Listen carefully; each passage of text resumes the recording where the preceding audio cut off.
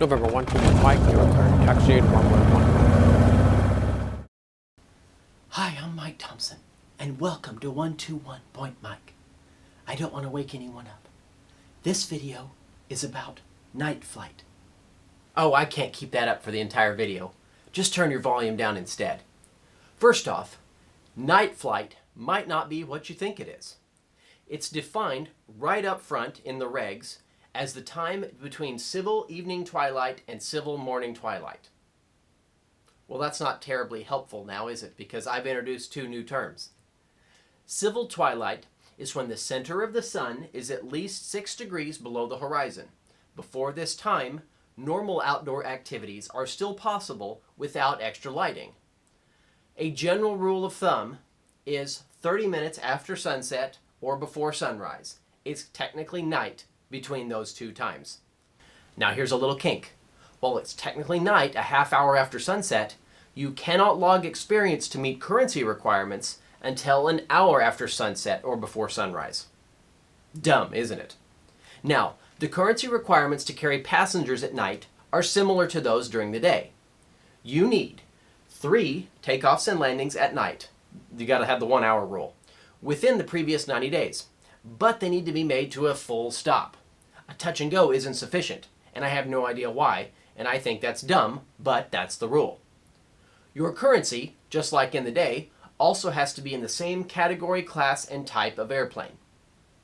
You can't do your flights in a Piper Arrow and then expect to go fly a Cessna 180. Tailwheel aircraft are a different type, so you have to do your flights in that one too. Also, you can't do your flights in a multi-engine and automatically be grandfathered into a single-engine plane. Another thing which doesn't make a lot of sense to me. So, to meet night flying currency requirements to carry passengers within the last 90 days, 3 takeoffs and landings to a full stop between 1 hour after sunset and 1 hour before sunrise. But hold on now. When can you log nighttime? By FAR definition, it's night only 30 minutes after sunset, so you can start logging it then. Otherwise, the definition would be different. But that time doesn't count toward night currency. Yes, dumb. The requirements for currency are more stringent, and I guess this somewhat makes sense, right? The FAA want to make sure that it's actually dark before they give you credit for your training. If there's still light in the sky, that's cheating. So, no currency for you. I find it hard to stay night current in the summer because, well, the sun sets so late and I'd rather be in bed. But in the wintertime, night currency is easy. So knock off 2 currency requirements with 1 session and only do your currency training at night during the winter. Plan to get to the airport at the start of civil twilight, and by the time you're ready to go, it'll be currency night. So that's it for currency, but you still need the right equipment as well. And what's that? Well, you should carry a flashlight or 2. A bright one for pre-flight inspections, and perhaps a red one for reading charts. The red light doesn't disrupt your night vision like the white one does, and so glancing at a chart or outside is easier, and then your eyes don't have to readjust to the darkness. Now, the airplane needs lights as well. That's all covered in 91.205, and if you're going VFR at night, you need position lights, which are the red, green, and white ones like this. I remember that red is on the right if you're looking at the plane from the front. Red on the right. You also need an anti-collision light, or strobe. That's either a red or white flashing light. If you're flying for hire at night, like sightseeing trips or hauling freight, then you also need an electric landing light. The avgas and kerosene-powered lamps aren't authorized. I'm not going to cover any more of 91.205 here, but I will when I get to that part in the regs and series. I've covered the lighting and currency requirements, though. Now, what about airport lighting? Well, I have a video on that, so go check that out. But I'm going to cover a few things here really quick because they're important. You're looking for the green-white beacons. Those are civil land airports. Runways have white lights and taxiways have blue. Stay on 121 Mike to learn a thing or two. Oh, and flashing red lights should be avoided. Those aren't 4-way stops. One neat thing at most airports is pilot-controlled lighting. Now at non-towered airports, or at towered ones when it's closed, you can turn up all the runway and approach lights with your comm radio. You use the tower or CTAF frequency to do this. you'll click the push to talk button 7 times within a few seconds to turn the lights all the way up. Frequently, there are 3 settings. 7 is the highest setting, so start there. If you need to turn them down a bit, then you can click the mic button 5 more times for medium or 3 more times for low.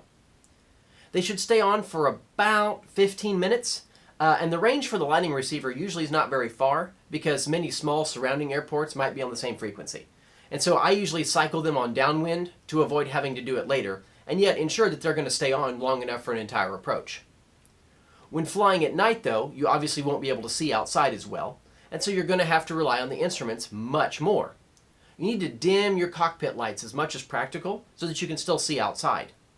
And without an instrument rating, I wouldn't recommend flying over large uninhabited areas at night. We've all heard about pilots becoming disoriented and spiraling into the ground. I'm actually fairly risk averse, and so I wouldn't recommend flying far from humans in a single engine piston plane any time of day, no matter what ratings you have. So please do your part to keep our insurance rates from increasing any further. The Vasi and Poppy are really useful at night when it's more difficult to judge heights. Check out that video if you're not familiar with those learning aids. At night, you just don't have all the visual references that you do during the day. So make sure to set your parking brake during your run-up so that you don't accidentally creep over into the grass or a big old dumpster. Check your instruments more often during takeoff because you won't have that nice dashed line to follow as you try to track straight on climb out. Remember that right rudder, because of the P factor, hasn't gone away, even though the sun has. You also don't have as many options to land in an emergency because you can't see the ground. Right? Is that dark spot down there a nice flat dirt field or a lake? Night flying's really fun, but it brings its own set of challenges and hazards that just don't exist during the day.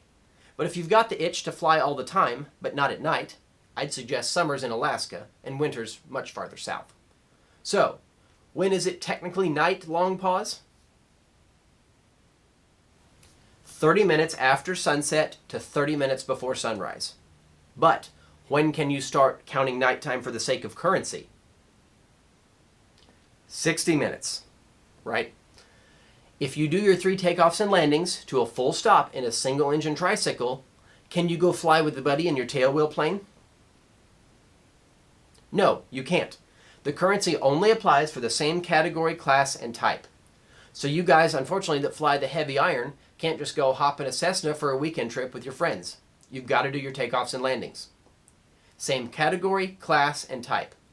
White-green beacons only, and only land between the white lights, not the blue ones. Key the mic 7 times to turn the lights all the way on, and don't fly or taxi into the red ones. But go ahead and subscribe if you haven't already. That'll certainly help me out, as we'll leave in a bunch of comments and engaging in lively discussions down below. How about those shirts? And thanks for staying with me on 121 Point Mike, and good night.